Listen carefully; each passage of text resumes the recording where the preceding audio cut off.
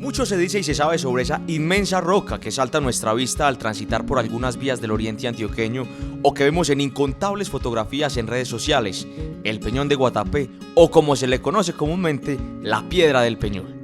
Que para ascender en ella hay que subir 659 escalones, que mide 220 metros, que cayó del cielo, entre otras muchas cosas. Pero en esta ocasión nos convoca la intención de resolver una pregunta: ¿por qué este gigantesco cuerpo tiene una palabra incompleta pintada en su alrededor? En búsqueda de otra pequeña, muy gran historia, vinimos hoy hasta el municipio de Guatapé para subir 659 escalas y entender por qué nunca fue terminada la palabra que empezó a pintarse en este monolito. Acompáñenme. Recurrimos a Nevardo García Giraldo, coordinador del Museo Histórico del Peñol, para que nos relate esta historia. En el año de 1987 el Consejo Municipal de esa localidad quiso colocar allí un gran letrero, Guatapé, en letras de 30 metros de largo por 10 de ancho.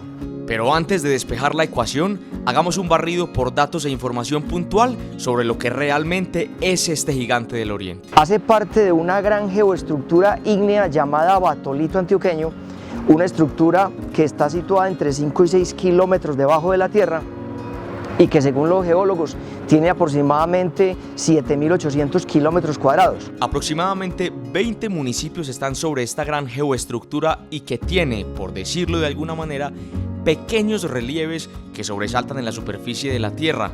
Estos son en Antioquia la Piedra del Peñol, la Piedra del Marial, la Piedra del Peñolcito en San Vicente, la Piedra del Tabor en San Carlos y la Piedra de Entre Ríos. Es decir, lo que vemos puede ser como la punta del iceberg de algo que puede tener profundidad de 5 a 6 kilómetros según geólogos. Nuestra Piedra del Peñol ha sido la gran testigo del tiempo, pues ha estado presente desde hace muchos millones de años antes que nosotros, los seres que hoy la admiramos. La roca tiene aproximadamente 65 millones de años porque es del Cretáceo superior de la edad terciaria de la formación de la Tierra. Así como lo oyen, mitos destruidos por la ciencia. No cayó del cielo, como con seguridad muchos hemos escuchado en repetidas ocasiones, ni es una cerdita que aparecía los Viernes Santos. Se habla de una cerda con cerditos de oro que aparecía allí los Viernes Santos. Se habla de que los grandes riscos que tiene y que son las vetas de cuarzo fueron arañazos del diablo. Se habla de que los Jueves Santos se aparecía allí una gallina y que quien lograra ascender podía hacerse a unos huevos de oro, bueno, y cosas por el estilo. Lo cierto es que está y se impone ante nosotros invitándonos a subir hasta lo más alto de las dimensiones de este científicamente denominado accidente geográfico para llevarnos imágenes memorables. Pero es hora de retomar el porqué de la palabra que jamás se terminó. Se comenzaron a hacer la G y la mitad de la U de la primera letra, y fue entonces cuando el gobernador vio en eso un acto de vandalismo y ordenó por medio de un acto administrativo suspender ese trabajo que se estaba haciendo allí. Fue entonces el gobernador de Antioquia de esa época, Antonio Roldán Betancourt, quien ordenó suspender el contrato de más de 6 millones de pesos para esa época.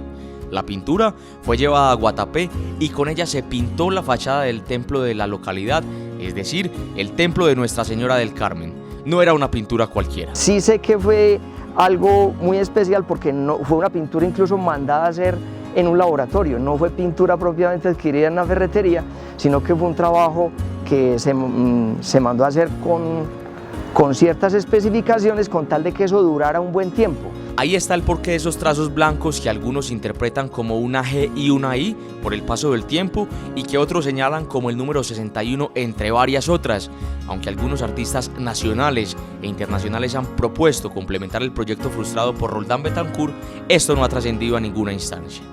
Hasta aquí llegamos, como lo hicieron por primera vez el 16 de julio de 1954 don Luis Villegas, Pedronel Ramírez y Ramón Díaz, para descubrir el porqué de la palabra inconclusa en la monumental elevación de roca que ha sido inspiración artística, científica y botánica. Pero definitivamente a quien le debemos todo ese nombre del Batolito antioqueño y todo lo que más sabemos sobre ella es al maestro Gerardo Botero Arango, padre de la geología antioqueña, envigadeño, quien falleció lamentablemente en el año de 1986.